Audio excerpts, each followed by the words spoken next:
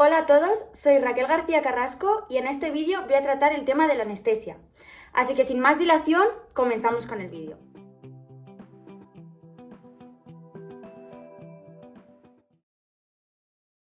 Bueno, pues no puedo empezar este vídeo si no hago una breve introducción de cómo eran las operaciones sin la anestesia, así que vamos allá. Bueno, pues en esta breve introducción simplemente me gustaría deciros que somos muy afortunados de que haya sido descubierta la anestesia, tanto que se considera un hito de la medicina. Puede ser que las operaciones hoy en día sean un poco molestas a veces, pero nada comparable con el sufrimiento que tenían que superar los pacientes en las operaciones antes de la anestesia. Para poneros un poco en contexto, en la década de 1780, el rápido crecimiento en el consumo de opiáceos en Gran Bretaña dio lugar a la bienvenida en el uso de medicamentos para paliar el dolor de las enfermedades crónicas, la muerte y el parto. Sin embargo, al principio, en las operaciones el dolor se mantuvo. Fue más adelante cuando el alcohol y los opiáceos se empezaron a usar durante las cirugías, pero demasiado de estos causaban depresión en los sistemas del cuerpo y exacerbaban los peligros de la cirugía. Al mismo tiempo, los cirujanos comenzaron a abordar las cirugías de manera diferente. En lugar de amputaciones, se extirpaban tejidos y huesos enfermos o lesionados. Había nuevas operaciones para cataratas, tartamudeo, entrecerrar los ojos. Esto dio lugar a que las cirugías fueran más largas y, por tanto, se aumentara la duración del sufrimiento. Esto dio lugar a que pocos pacientes dieran su consentimiento para estas operaciones, a no ser que fueran estrictamente necesarias. Entonces, más o menos este es el contexto de lo que eran las operaciones y cirugías antes de la anestesia.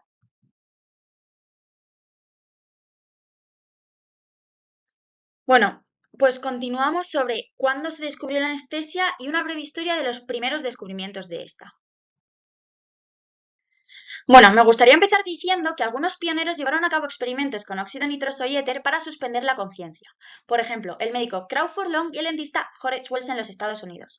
Sin embargo, estos experimentos ganaron poco reconocimiento, porque al final respirar gas conllevaba el peligro de asfixia y en última instancia la muerte.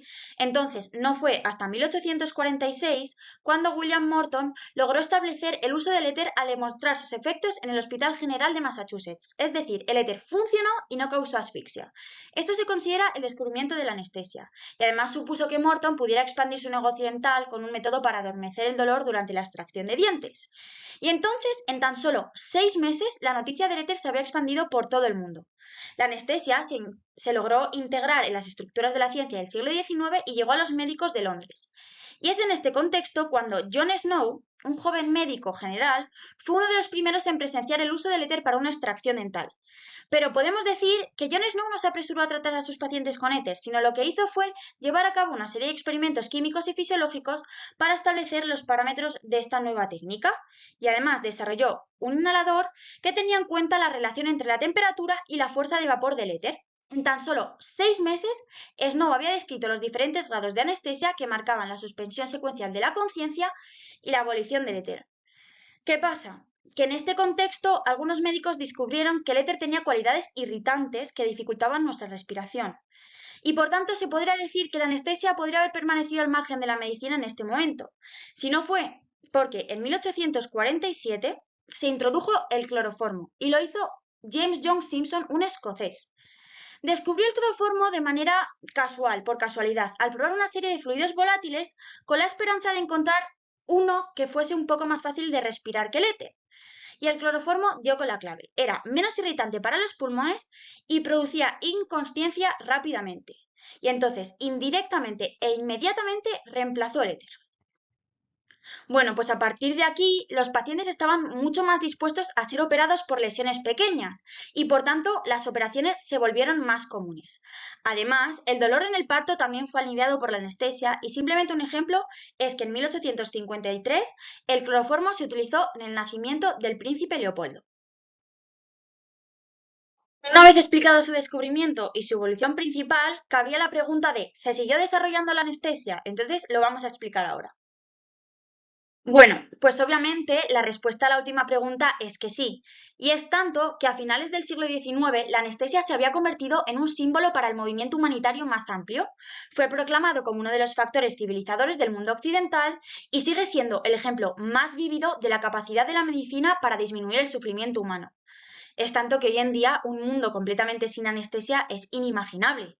Y además continuó desarrollándose en el siglo XX. Los relajantes musculares y técnicas como la anestesia espinal trajeron nuevos beneficios. Los anestesistas extendieron su práctica a los cuidados intensivos y al tratamiento del dolor crónico, y los nuevos agentes anestésicos inhalados e intravenosos facilitan el desarrollo de la cirugía diurna.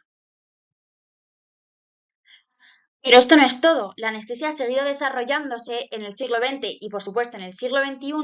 Entonces, me gustaría destacar cuáles son los tipos principales de anestesia hoy en día, actualmente. Como podéis ver en pantalla, hay tres tipos: la anestesia general, la anestesia regional y la anestesia local. Voy a hablar un poco de las tres, empezando por la anestesia general, que es la modalidad de anestesia más adecuada para las cirugías más complejas y de gran porte. El paciente está inconsciente, es incapaz de moverse y generalmente está intubado y conectado a un respirador artificial. Y una de las razones por las que este paciente no siente nada es porque está profundamente sedado y es como si su cerebro estuviese parcialmente desactivado. En cuanto a la anestesia regional, encontramos la raquidia y la epidural, siendo la raquidia aquella en la que el anestésico se inserta en el líquido cefalorraquídeo de la columna vertebral y bloquea los nervios que pasan a través de la columna lumbar, haciendo con que los estímulos dolorosos que vienen de los miembros inferiores y del abdomen sean incapaces de alcanzar el cerebro. Y en cuanto a la anestesia epidural, simplemente decir que se inyecta en la región epidural. Y ya solo me queda hablar de la anestesia local, que este es el procedimiento anestésico más frecuente y se usa para bloquear los dolores en regiones más pequeñas del cuerpo, generalmente en la piel. Se puede decir que se lleva a cabo una inyección de lidocaína en la piel y en los tejidos subcutáneos. Entonces, simplemente estos tres tipos son los más importantes de anestesia. Por último, me gustaría hablar sobre la anestesia en la actualidad, algunos nuevos hallazgos, y para eso me voy a centrar en el propofol, ya que me ha parecido el más interesante. Bueno, pues me gustaría hablar de los principales anestésicos generales antes de meterme en el propofol, siendo los inhalatorios por un lado protóxido de nitrógeno, alotano, isoflorano y desflorano, y luego los intravenosos destacar el propofol, siendo este un anestésico de corta duración.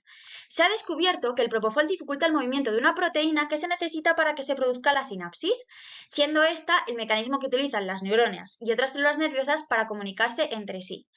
Se cree que este descubrimiento puede ser de utilidad para entender qué pasa en el cerebro de aquellas personas en las que la sinapsis es vulnerable, por ejemplo, esas personas que padecen de Alzheimer o Parkinson. Y además, unos médicos han dicho que nunca se ha podido entender por qué la anestesia general puede generar complicaciones en el caso de ancianos y niños, cuyos cerebros están en pleno desarrollo, y creen que el descubrimiento del propofol y sus propiedades ha sido la razón de este caso. Por lo tanto, el propofol es un nuevo hallazgo de este último siglo o el siglo anterior finales que ha supuesto un gran avance para la anestesia.